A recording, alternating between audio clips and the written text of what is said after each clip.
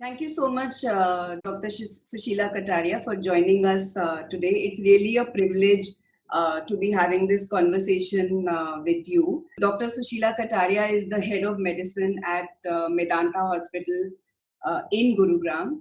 She is truly a COVID warrior. In fact, she is the doctor who treated the 14 Italian patients who had tested positive at a time when this crisis was just starting. And I think it was at a point where most of us were really sitting in denial. So, Doctor, thank you so much for joining us today. Of course, the theme and purpose of this discussion really is to see how, as a community, as a people, as RWAs, as societies, what is it that we can do to supplement the efforts of healthcare service providers. Thank you. I really feel honored, and it is going to be an interesting conversation with you, Vinita. Thank you so much that you invited. I really feel honored, and mutually, by helping each other, I think we will win this war. This is my belief. Is hospitalization really necessary in all COVID cases? No, hospitalization, in fact, Vinita, is not required in 80% of the patients, because 50% would be asymptomatic. That means they do not have any symptoms, but they're just carrying the virus, or they're infected, but their body reacts in a better way, so they don't show any symptoms. Right. 30% patients will have something like a normal flu, which we get, seasonally, like a cough, cold, some body ache, some sore throat, and maybe a little dry cough, sometimes a little wet cough also. So these are the patients who should not be actually crowding the hospitals and should stay at home. The remaining 20% patients, many of them are stable initially. So I think they can also have their initial phase in hospital and should go to the hospital whenever it is important, it is necessary, and when something extra needs to be done, which they cannot do at home.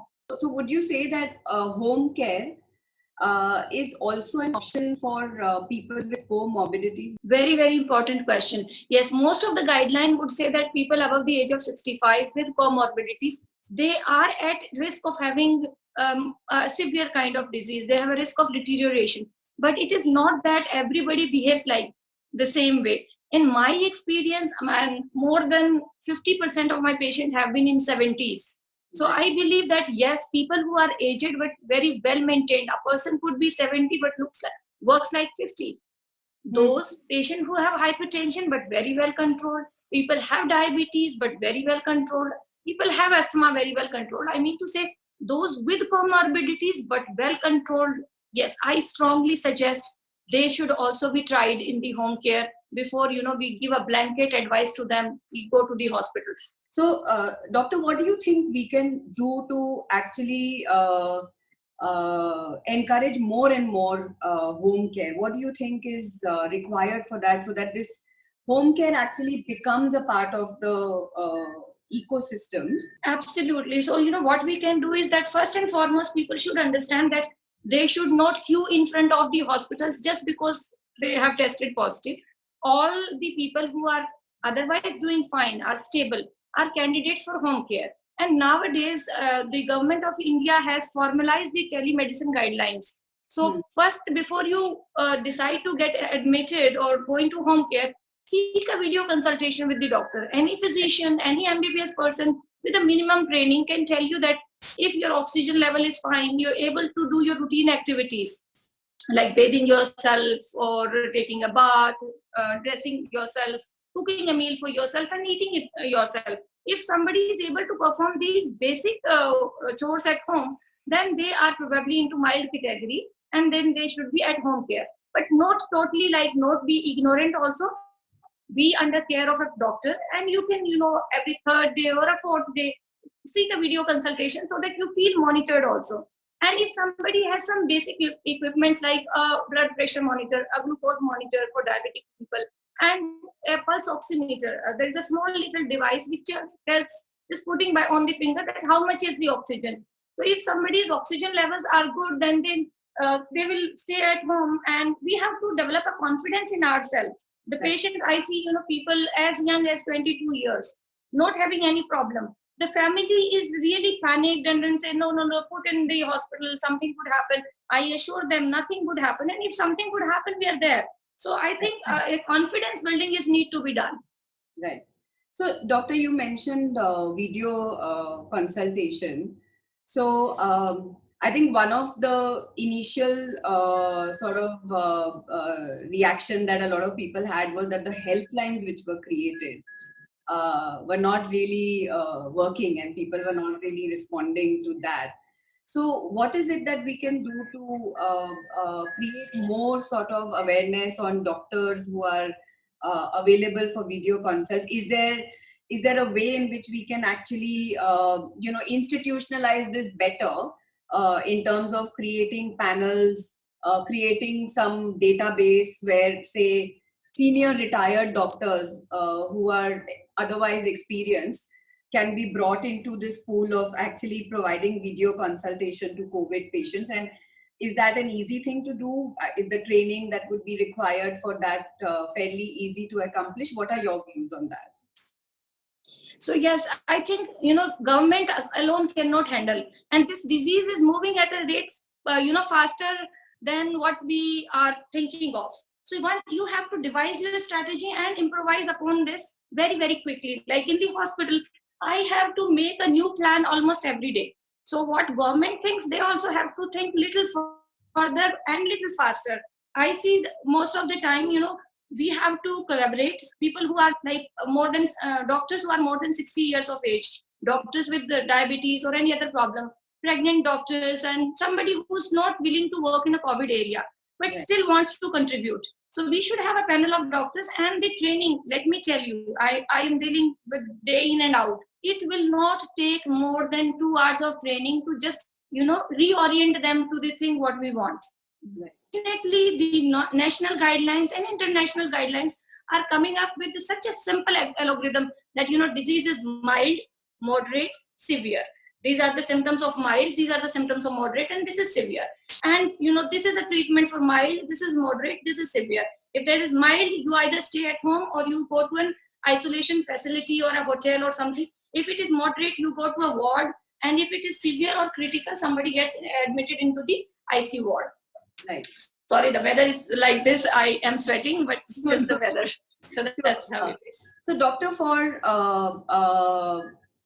ordinary people, how do they actually then determine that, so if someone has tested positive for COVID and is staying at home, taking home care, how do they monitor their symptoms, and how do they determine that I have now moved from mild to moderate, or I may be bordering on severe, and now this is the time for me to actually go to the hospital?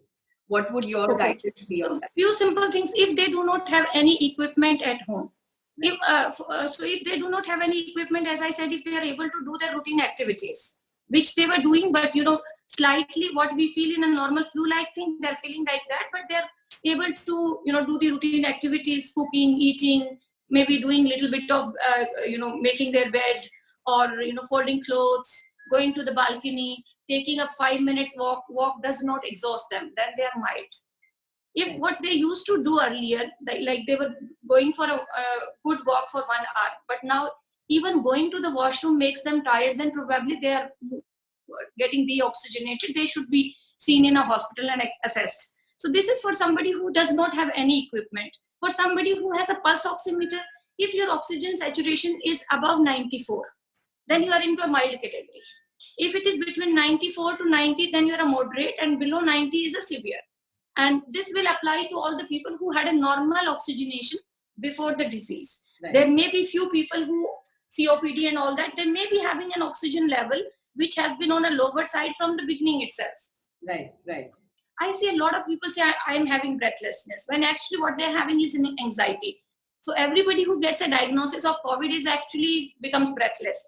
But then if we tell to have so this is a subjective feeling. To have an objective opinion on this, we say, what is your oxygen saturation? So if somebody says my oxygen saturation is coming 97, 98, I will say, calm down, take deep breath, do some yoga. And for all the patients who get diagnosed, I tell them, maintain a routine. Being sick does not mean that you do not wake up on time, you do not take a bath, you do not do your routine walking, exercise and all that.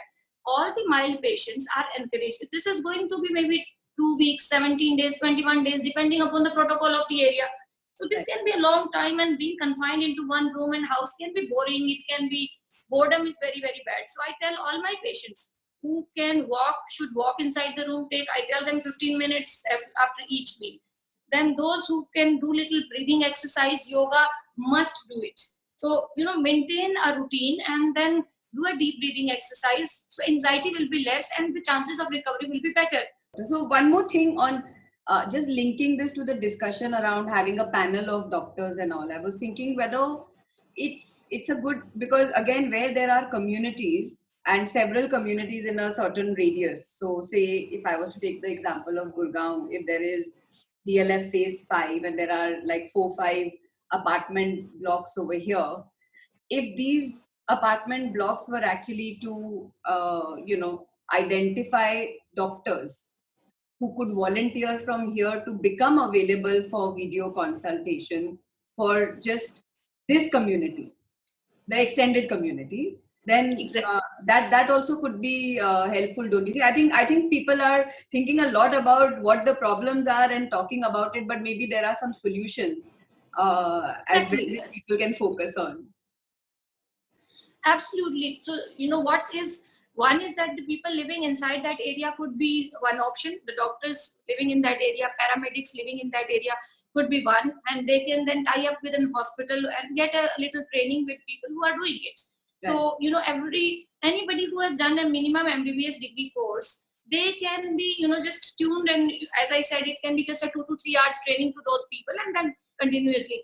Then there should be like a chain of level of care. Like you have a primary, then that doctor should also have a confidence that in case my patient deteriorates, where would I take? Most of the Right. doctors would hesitate to take a patient because they know if the patient deteriorates, where would I take it? Would I be held responsible for not securing a bed for the doctor, for the patient? So these are the things. We should not penalize anybody who's trying to help and trying to do it. These are unprecedented times. We never thought 6 months back, we never thought we would be talking like this. We never. So, but unprecedented times brings out the best in us. And I think we all have to, there is whatever resources are available with us, we have to use that judiciously. Those resources which are not available as a community, as a people, those even who are not into the medical field, they are also trying to help. This is the most beautiful silver lining of the situation. I have you who's trying to help. We have industrialists who have nothing to do with medical equipment, but they're trying to help. So Yes. I think everybody in the society, and the goodness is that we are all together. We have to face it together, and hopefully after 3 to 6 months, we will be wiser people. We will be better people, and we'll be more concerned about our health and the environmental health. Right, doctor. Thank you for that. So, doctor, one more sort of, I think, basic question, but I think still there is a lot of confusion in that area. How is this disease actually transmitted? So, you hear cough, droplet. This is a very, very, very, very pertinent question, actually. This is the basic question, and everything evolves around this. Right. So what so mostly there is no debate that it is a droplet infection. Droplet means I speak, I cough, I sneeze, and then I leave a micro shower of salivary drops around. Somebody breathes into that, like two people conversing and having tea together, coffee together, eating Right. meal together, or four people traveling in one car, breathing the same air with the air conditioner. This is definitely the way how it spreads. Now the other ways are like, when I speak, I put my salivary drops on my hands or my surfaces, and then we take that too. That is also a way. CDC has come up with the data that that's probably not a big issue, which we were like more concerned about the lift buttons and the doorknobs and all that. That is only 3 to 4%. Then there is a certain which is called a limited aerosol. So sometimes the patient is coughing very forcefully or sneezing very forcefully. So it can lead to a micro aerosol shower more than 1 meter, maybe 3 meters, maybe 6 meters sometimes. So we call it a limited aerosol spread. That's how it is. Right. But still some uncertainties are there. You must have read the report by WHO which said the asymptomatic patients, do not spread it. Then everybody was very jubilant, but then came the withdrawal of that statement. No, it spreads, but to a lesser extent. So I believe, yes, asymptomatic patients do spread it, but maybe to that level. And that's why a universal masking, wearing a mask in public areas is important. And very important thing, when we come to the mask, I would like to tell you that just wearing mask is not enough. Wearing a mask properly is enough. I have people wearing mask below their nose. I have people wearing the mask on the chin as if the chin would fall down. So it is very important. Your nose and mouth needs to be covered properly. And then people are adjusting because it is a new habit. We are not used to it. So people are adjusting from outside, inside. When you wear a mask, you don't have to touch the inside, outside. You just have to use the strings to adjust it. So that is very, very important because people, I say, somebody who gets sick, that, what is a possible contact? Whom did you meet? Were you wearing the mask? And then people say, no, I was wearing mask all the time. And fortunately or unfortunately, I have observed these people when they were wearing mask, and I said, that's not good enough. But what I'm hearing then is, based on what you've described as the ways in which this disease can transmit, a mask seems to be the easiest answer, because there's also a lot about, say, with these offices opening now and the weather being what it is, obviously air conditioning is going to be on. So does it mean that people who are sitting in their cabin when they're isolated from everyone else, but because the air conditioning is on, does it mean that they should actually be wearing their masks still? Had it been totally aerosol, air generated or air infection, then AHU would definitely be the biggest culprit. Now this has a limited, droplet or limited aerosol transmission. AHU should not be that big a problem, because, and then we have to look at the practical aspect also, right. Because most of the the centrally air conditioned offices are not going to change their AHU so soon. It cannot happen. So what can happen is that, areas where ventilation is possible, once every hour or once in 2 hours, just circulate the fresh air, and, where you can open windows, where you have split ACs, where you have window ACs, that is always a better option. And I think one of the other issues is that for a patient who has tested positive and has had contact with, certain people, particularly say family, it's very hard for the family to get a test, because they could be asymptomatic carriers, so to speak, because they have been in contact. But I think generally they are not finding it easy to get themselves tested. Do you think that we need to be a little more liberal with our testing protocols? What is your view on that? Absolutely. I mean, the WHO also, and every international guideline or national guideline says that, test and treat, test, isolate and treat. So testing more and more is going to definitely be helpful. Restricting the test means only one thing, that there is a problem and I don't want to see it. If a guideline or a government passes that, restrict the number of tests, I see it that way. That, you may say whatever, there is a problem, I agree, and I don't want to see it. Right. So testing should be made more and more liberal, and the performance of any government or any government official or any doctor should not be based on how many positive came in that lot. But I believe that testing should be more liberal, and all the high risk contacts, and what I mean by high risk contact is somebody who has been in contact of that person in 2 weeks time, less than 1 meter, more than 15 minutes, and without mask. So all these people and people who staying in the same household should be tested once, even if they do not have symptoms, between day 7 to day 14. And right. They should all be strictly home quarantined for 14 days. But do you think that there is a resource issue here, or, often we hear that people are being told kits nahi hai, I'm just trying to see, is that an issue, or is it exactly what you said, that there is a problem but we don't want to see it? I think initially there was a problem of kits, but now we have done a good capacity building both in the government as well as in the private sector, and I do not feel, at least in the place where I work and the other people also who are working in the labs in the different areas, and I am in touch with, So kit is not an issue right now. People have sufficient kits. Right. Okay.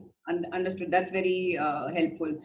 In terms of now, we are actually in that unlock one phase, right? So I think as a country, we went through the lockdown and we didn't really reach our peak during the lockdown, and we are seeing the rise more in our unlock one phase. So, what is the message that you would like to give to people out there? So I think yes, we could not stay in unlimited, lockdown for eternity or long time. This opening is also essential for people to survive, for economy to survive. We government may decide to impose a lockdown again or not. That is the government's call. But what I would like to say is that the numbers are bound to increase. We are a big country. We should not worry. The numbers will increase. We have to maintain the basics. Just keep your basics correct. Social distancing, proper masking, hand hygiene, and more community participation in looking after of the patients. It is not only doctors' responsibility, it is not only government's responsibility, it is everybody's problem, and collectively we will solve it. People with milder symptoms should not clog the hospitals, should not make unnecessary requests to be hospitalized, because there is nothing better than home. You will recover faster at home. Patients with moderate to severe disease should also be given, there should be a plan to look after them in the hospital and in ICUs. There should be more centralized care, more better partnership between the public and the private healthcare sectors, and ultimately we shall overcome this problem. This is not going to be the end of the world. We shall be fine. It will be good. Thank you very much for your time. It's really, really appreciated. Thank you. Thank you very much. Pleasure is all mine. Thank you. Thank you.